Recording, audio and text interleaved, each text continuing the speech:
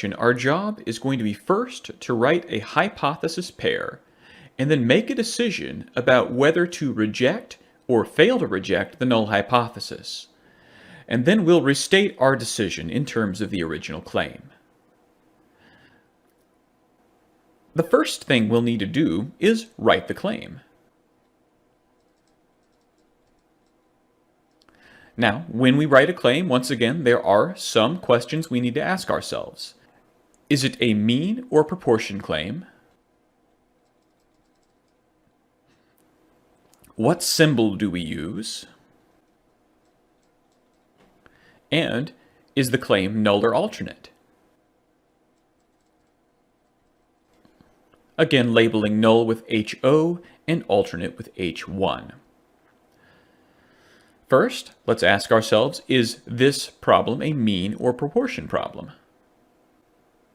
Well, we're given that the question talks about the mean amount of cola. Therefore, this will be a mean problem.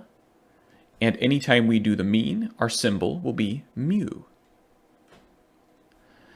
Therefore, let's start by writing mu. Now let's ask ourselves what symbol to use with this mu. Let's continue reading the question. The cola in a particular sized can is at least 11 ounces. Now, let's remind ourselves of the language we use.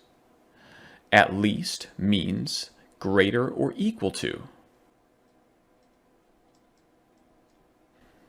Greater than or equal to is this symbol, a greater than sign with a dash underneath. So we'll continue by writing greater than or equal to 11 ounces. Now, is this null or alternate?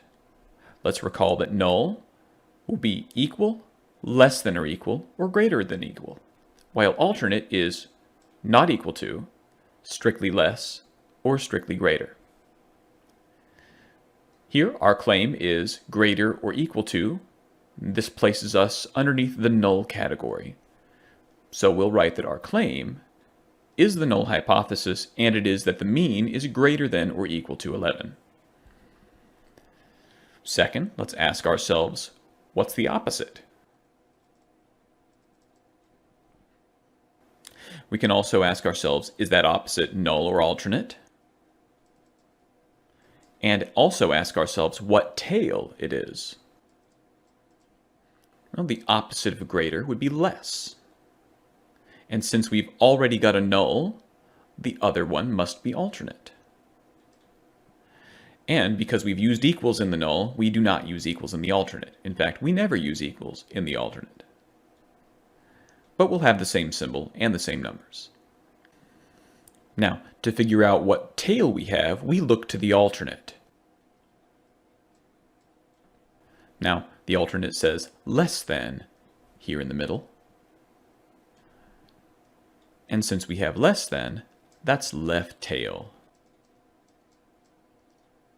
Let's remind ourselves greater than would have been right tail, and not equal to would have been to tail. Now that we've written our claims and our tail, our third step is going to be to compare the big P against the level of significance. This significance level is represented with the Greek symbol alpha. There are two possible outcomes to this. You could have a big P that is less than or equal to alpha. Now, if your big P is less than or equal to alpha, that means you have strong evidence. And the lower your big P, the stronger your evidence is. If it's less than or equal to alpha, we have strong enough evidence to reject the null hypothesis.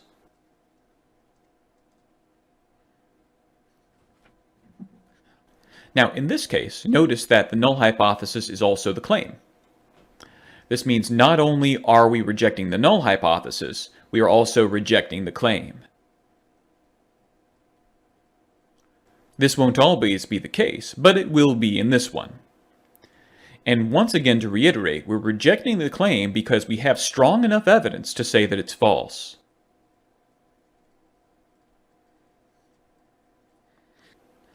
Now the other possibility we could see is that the big P is greater than alpha, in which case we don't have strong evidence.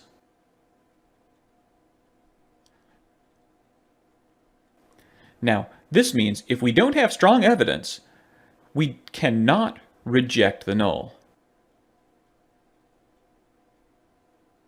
Because you can only reject the null if you have evidence that's strong. Now, this isn't to say that we don't have any evidence, just that it's not strong enough to allow us to reject the null. In statistics, we call this a failure to reject. This means that the evidence that we've gathered is not strong enough to disprove the null. That means we don't reject the claim in this case. Because we haven't disproven the null, we must keep it. We can't say the null's false unless our evidence is strong. So we have to hang on to it. Now, this does not mean that the null is automatically true. It just means the evidence we've gathered is not enough to prove it false. The evidence doesn't really tell us enough to allow us to cross out the null and keep the alternate. Now in our case, our big P value is 0.097 and our alpha is 0.01. 0.097 is definitely greater than alpha 0.01. That means we cannot reject the null. And in statistics we say this is a fail to reject situation. Therefore, we will box in the null to remind ourselves that we can't disprove this. And so we have to stick to this and say that mu is greater than or equal to 11 based on our evidence. So we'll say that we cannot disprove the claim. Once again, this doesn't mean that the null has to be true. It just means that the data we've gathered does not allow us to cross it out.